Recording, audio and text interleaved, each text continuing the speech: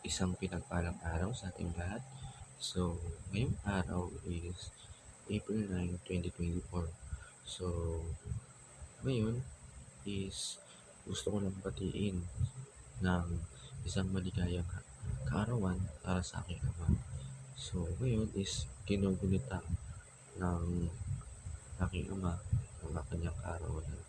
So, ayun, papasalamat din ako sa Panginoon dahil binigyan na naman ako ng isang opportunity na makapag-share at makapagturo ng kanyang salita.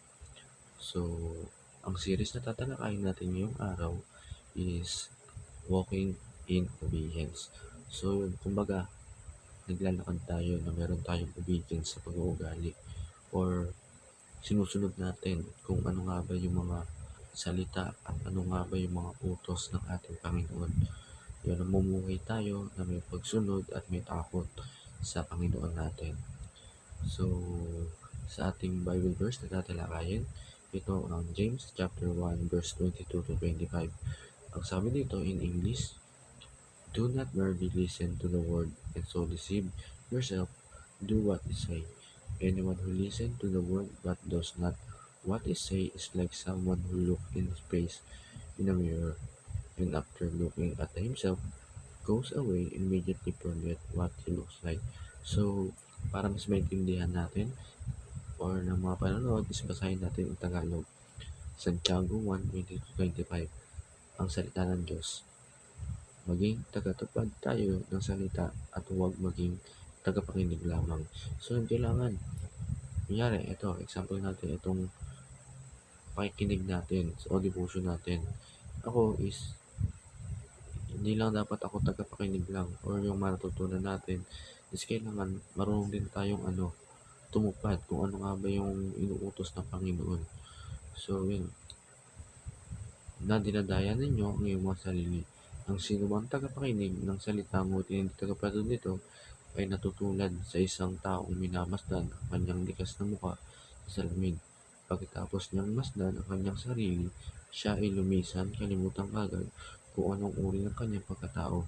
Ngunit ang sino mang tumitingin sa ganap na utosan ng kalayaan ay nanatili rito. So, para mas maintindihan natin, example lang natin sa isang sport. Kung yung sport na yun is hindi mo ginagawa yung mga tamang procedure or yung training, hindi ka lalakas or gagaling dun sa isang bagay na yun. Ngayon ang pagsunod natin, kung hindi naman tayo susunod dun sa inutos ng Panginoon, puro pinapakinggan lang natin, hindi mag-grow yung ating spiritual life. So, para lumako yung ating talakayan, dumako tayo sa unang teaching. Ang una is, God require us to be both searchers and doers in the word.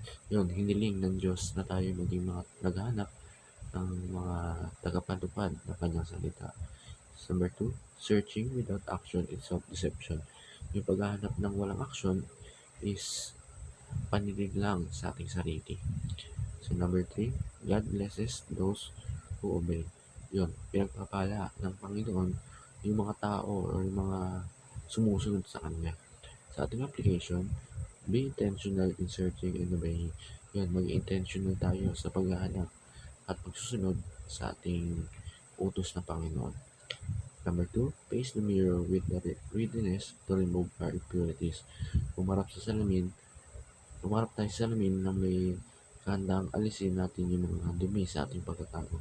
And sa last, obey in when is hard to obey knowing that there is a blessed obedience. Yung sumunod tayo kahit napakahirap, sumunod tayo dahil alam natin na may pagpapala itong kasunod or kapalit. So sa ating discussion, if you would face the mirror of God's word right now, what would you see? So sa ating kasagutan, please comment sa ating comment section para ma-share tayo ng ating kasagutan, especially word of God. So ilan po para sa araw na to, na may natutunan tayo sa ating panonood at pakinig. Huwag lang dapat tayo maging kagapanid, kailangan sundin rin natin. Ilan po, maraming salamat, God bless to all.